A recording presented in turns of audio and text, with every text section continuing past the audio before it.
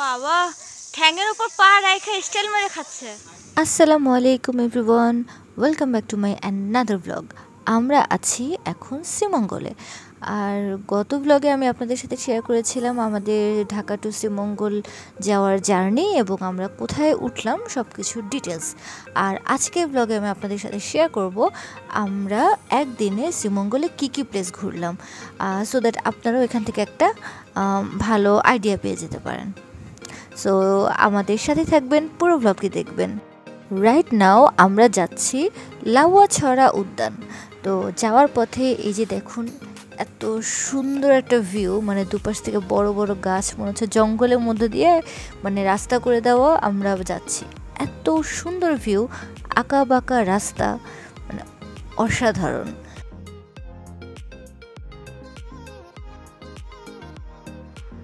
তো আমরা চলে এসেছি লাউয়াছড়া উদ্যান, আর এর ভিতরে হচ্ছে টিকিট কেটে তারপর ঢুকতে হয়। আর এখানে আপনি যত দূর পর্যন্ত যাবেন যেতেই থাকবেন এবং মানে অনেক ভিতরে পর্যন্ত যাওয়ার পর দেখবেন যে সেখানে খাসিয়া পল্লী আছে। তো আপনারা চাইলে ওই পর্যন্তও যেতে পারেন। আমরা একদম ওই পর্যন্তই গিয়েছিলাম মোটামুটি। কিছু দূর সামনে যাওয়ার পর একটা রেললাইন পড়লো, আর এই জায়গাটাতে আসলে হুমায়ুন আহমেদ স্যারের আমার আছে জল মুভি শুটিং করা হয়েছিল। আর তাছাড়াও এরপরে আমরা যতটা ভিতরের দিকে যেতে থাকলাম জঙ্গল দেখা গেল যে ততটাই গভীর। পুরোটা জঙ্গল জুড়ে শুধু শুকনা পাতা মানে নিচে পড়ে আছে এরকম। আর এই যে শুকনা পাতা পাড়ানোর সাউন্ড প্লাস ঝিঝি পোকার সাউন্ড সব কিছু মিলে এত সুন্দর মনোরম একটা পরিবেশ, মানে শহর থেকে দূরে গিয়ে এরকম একটা পরিবেশে সময় কাটানো আসলে অনেক বড় একটা ব্যাপার।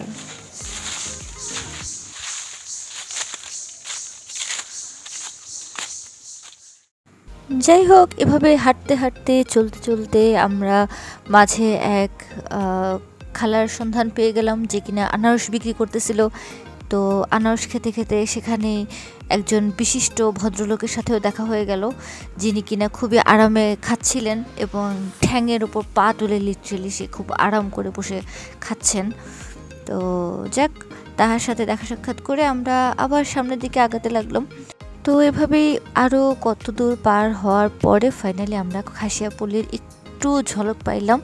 ওখানে অনেক অনেক বাড়িঘর ছিল, ইভেন আমরা তো ভুল করে একজনের বাড়িতেও উঠে গেছিলাম, ভাগ্যিস কেউ দেখেনি। বাট আর কারোর সাথে কিন্তু তেমন কোনো দেখা হয়নি, শুধুমাত্র একটা ছোট্ট একটা পিচ্চির সাথে দেখা হইলো, এই আর কি।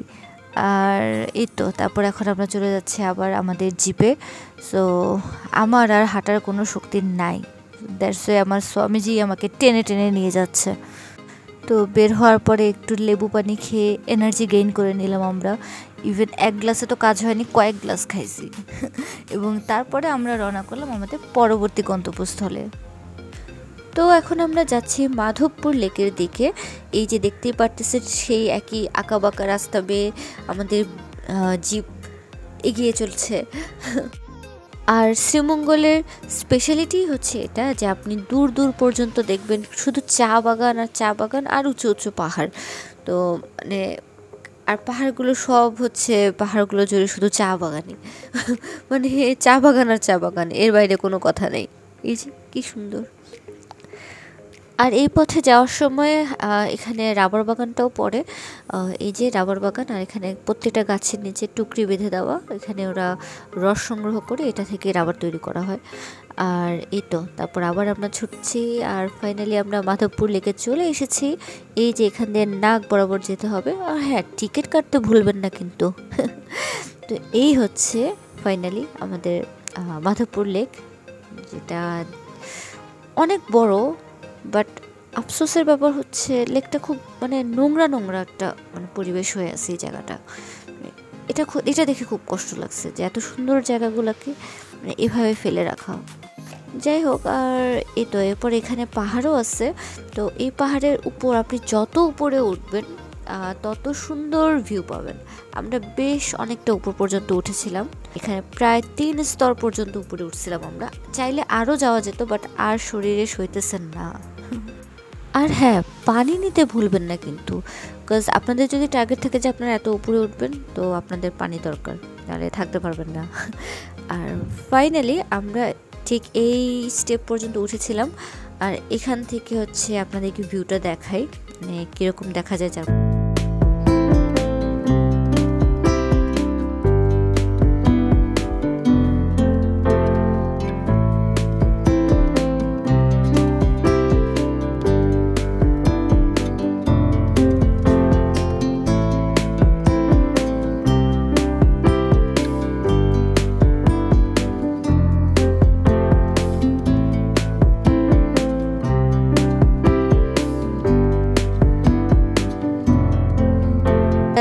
পাহাড় থেকে নেমে চলতে থাকলাম জিপের দিকে।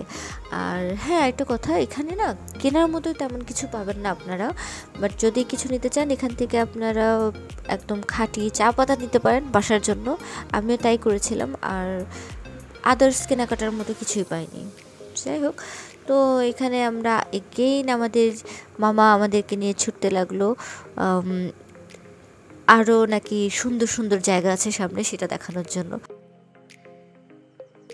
তো কিছু দূর যাওয়ার পর তো আমি পুরাই অবাক, মানে দুই পাশে উঁচু উঁচু পাহাড় আর মাঝখানে একদম চিকন রাস্তা, ওয়ান ওয়ে রোড। আর এই তো মানে আঁকা বাঁকা উঁচু নিচু রাস্তা, আর দুই পাশে উঁচু উঁচু পাহাড়, আর তা হলো কিনা চা বাগান দিয়ে ভর্তি, খালি চা বাগান আর চা বাগান, মানে অসাধারণ একটা ভিউ। আর শ্রীমঙ্গলে এসে আপনার মানে চা বাগান দেখার শখ মিটাই দেবে শ্রীমঙ্গল আপনার, এরকম একটা ব্যাপার। শ্রীমঙ্গল কিন্তু একদিনে পুরোটা ঘুরে দেখা পসিবল।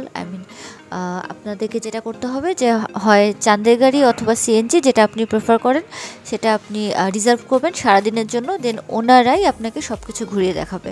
চাঁদের গাড়িতে কস্টিং পড়বে হচ্ছে 2500 টাকার মতো, আর সিএনজিতে হচ্ছে 1500 টাকা, এর উপরে আসলে যায় না। তো চলুন আপনাদেরকে আমাদের চাঁদের গাড়ি মামার সাথে পরিচয় করে দিই। আমরা এতক্ষণ এই মামার সাথে ছিলাম, উনি আমাদেরকে চারপাশে সব কিছু ঘুরিয়ে ঘুরিয়ে দেখিয়েছেন। মামা, আপনি কিছু বলতে চান? আপনার নামটা একটু বলেন। আমার নাম আব্দুল কুদ্দুস, বাসা শ্রীমঙ্গল থানা, মৌলভীবাজার জেলা। আচ্ছা, উনি অনেক সাপোর্টিভ ছিলেন, এজন্যই ওনার নাম্বারটা আপনাদের সাথে শেয়ার করলাম।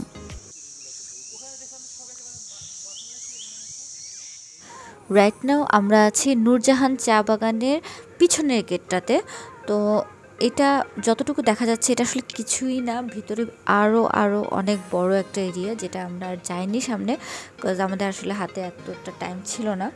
বাট যা দেখছি তাতেই আসলে মন ভরে গেছে। অ্যাকচুয়ালি আমরা রিসোর্ট থেকে বেরিয়ে হয়েছিলাম লেট করে, সো এই দুপুর থেকে বিকাল পর্যন্ত সময়টুকুর মধ্যে যতটুকু ঘুরতে পারছি ঘুরছি। মানে আমরা যদি আরও বেশি সময় দিতে পারতাম তাহলে আরও বেশি ঘুরতে পারতাম, বাট যতটুকু ঘুরলাম আমাদের মানে খুবই ভালো লাগলো পুরো প্লেসটা, আর খুব ভালো একটা সময় কাটছে। আপনারা চাইলে একদম অল্প সময়ের ছুটিতে চাইলে উইকেন্ডে আপনারা আরামসে শ্রীমঙ্গল ঘুরে আসতে পারেন।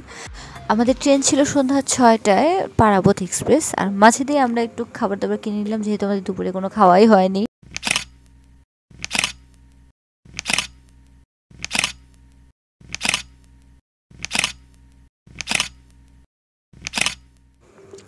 এই তো ছিল আমাদের শ্রীমঙ্গল ট্যুর।